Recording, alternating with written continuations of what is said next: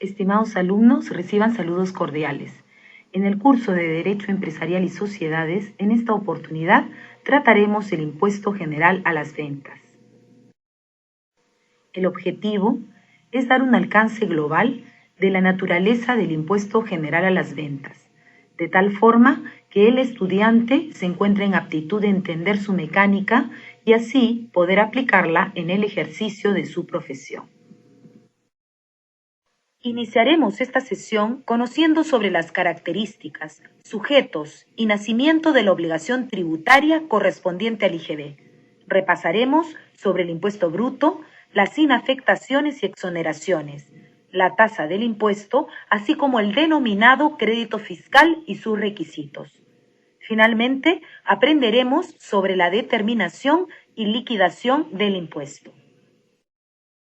Veamos inicialmente las principales características del impuesto general a las ventas. Es un tributo de tipo impuesto, de periodicidad mensual, que grava el consumo de bienes o servicios en el país, es decir, afecta económicamente al consumidor final de bienes o servicios en el país. Asimismo, se trata de un tributo indirecto, porque grava en forma indirecta las expresiones de riqueza. Plurifásico, porque grava todas las fases dentro del ciclo de producción o distribución. Es un tributo de fácil recaudación.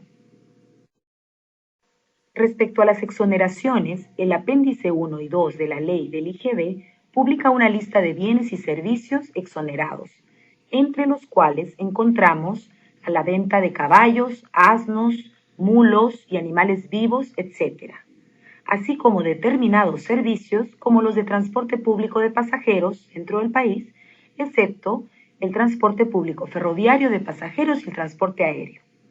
En lo que concierne a las inafectaciones, se consideran inafectos del IGB el arrendamiento de bienes muebles e inmuebles efectuado por personas naturales, la transferencia de bienes en caso de reorganización de empresas, la transferencia de bienes de instituciones educativas, juegos de azar, importación de bienes donados a entidades religiosas, etc. ¿Cómo se efectúa el cálculo del IGB? Para determinar el IGB mensual se debe primero determinar el impuesto bruto, luego establecer el crédito fiscal, el cual se le restará al impuesto bruto.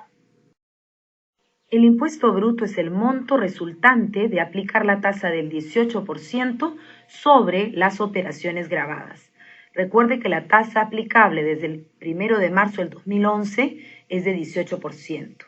Podría indistintamente resultar saldo a favor del fisco o saldo a favor del contribuyente. ¿Cuáles son las operaciones gravadas que obligan a quien las realiza a aplicar el 18%? La venta en el país de bienes muebles realizada por empresas. En caso la efectúe una persona natural, estará gravada siempre que sean transferencias habituales. Asimismo, es considerada operación gravada el retiro de bienes muebles, considerado como tal a toda transferencia gratuita o autoconsumo. La prestación de servicios en el país o la utilización de servicios en el país efectuada por un no domiciliado, en la medida que configura consumo en el país, son operaciones gravadas.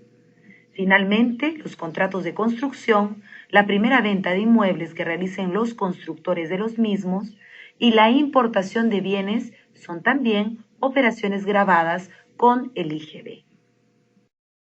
Tratándose de un tributo de periodicidad mensual, resulta importante determinar el nacimiento de la obligación tributaria, debido a que se establecerán legalmente las fechas en las que se da ese vínculo jurídico con el fisco. En este sentido, la ley del IGB señala el nacimiento de la obligación tributaria para cada uno de los siguientes casos: en la venta de bienes muebles, en la fecha en que se emita el comprobante de pago o en la fecha en que se entrega el bien, lo que ocurra primero; en el retiro de bienes, en la fecha del retiro del bien o en la fecha en que se emite el comprobante de pago, lo que ocurra primero.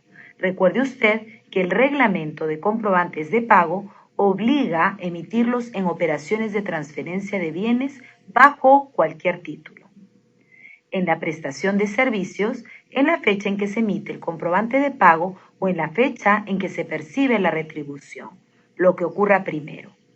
En los contratos de construcción, en la fecha de emisión del comprobante de pago o en la fecha de percepción del ingreso por el monto percibido, lo que ocurra primero.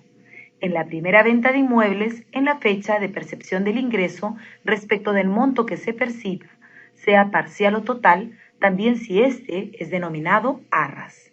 En la importación de bienes, en la fecha en que se solicita el despacho a consumo de los bienes. Mencionamos que para determinar el IGB debíamos primero determinar el impuesto bruto, que es el monto resultante de aplicar la tasa de 18% sobre la base imponible. Para cada una de las operaciones gravadas, la ley del IGB señala lo siguiente. Venta de bienes muebles, la base imponible es el valor de la venta.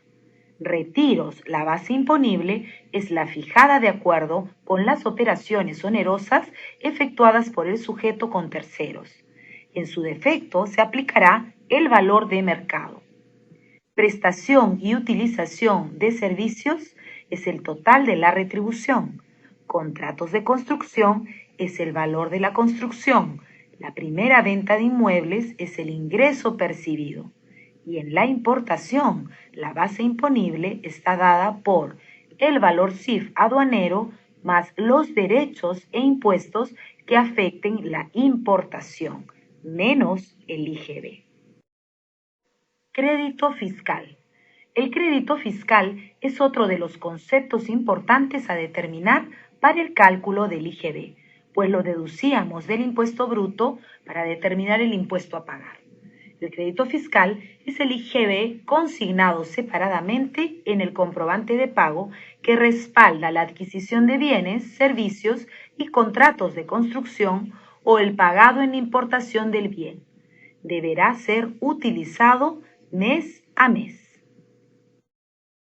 Para dichos efectos, solo otorgan derecho a crédito fiscal las adquisiciones de bienes, servicios o contratos de construcción que reúnan los siguientes requisitos sustanciales y formales.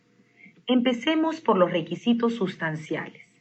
Primero, que sean adquisiciones permitidas como costo o gasto para efectos del impuesto a la renta. Ejemplo, el IGB que pagué por la adquisición de los servicios de luz o el que pagué en los insumos de mis productos. Son gastos permitidos por la ley del impuesto a la renta. En segundo lugar, tenemos el requisito referido a que sean adquisiciones o compras destinadas a operaciones por las que se deba pagar el impuesto. En el ejemplo anterior, cumple con este requisito en la medida que los productos que vendo en mi empresa, a los que incorporé insumos donde pagué por ellos IGB, los venderé con IGB. La excepción a esta regla son las exportaciones, que siendo operaciones no gravadas con el IGB, a pesar que no se cumpla con este último requisito, se les permite recuperar el crédito fiscal. Por otro lado, para hacer uso del crédito fiscal es necesario cumplir con los siguientes requisitos formales. 1. Que el IGB esté consignado por separado en el comprobante de pago. 2. Los comprobantes de pago deben contener información mínima: identificación de emisor y del adquirente y usuario, numeración, serie, fecha del comprobante, descripción y cantidad del bien o servicio, precio unitario, valor de venta e importe total. Finalmente, como requisito 3, se debe anotar el comprobante de pago en el mes de su emisión o dentro de los 12 meses siguientes. ¿Qué son los comprobantes de pago? Son documentos que acreditan la transferencia de bienes, entrega en uso, prestación de servicios, siempre que reúnan todos los requisitos y características mínimas establecidas en el reglamento de comprobantes de pago. En este sentido, son comprobantes de pago las facturas, boletas de venta, recibo de honorarios profesionales, liquidaciones de compra, tickets y cintas de máquinas registradoras, otros documentos autorizados. Importante, aquellos comprobantes de pago que permitirán recuperar el crédito fiscal son aquellos que, además de cumplir con los requisitos que señalamos, tengan el IGB consignado por separado. ¿Cómo se realiza la declaración y el pago del IGB? Se debe presentar mensualmente la declaración jurada por las operaciones gravadas y exoneradas realizadas en el periodo tributario. Se puede presentar desde el primer día hábil del mes siguiente, al que generó la obligación, hasta la fecha de vencimiento. Deberá utilizar el PDT formulario virtual número 0621. De no estar obligado, puede usar el formulario virtual simplificado 621. En este punto, señores, concluimos el tema referido al IGB. Hasta otra oportunidad. Muchas gracias.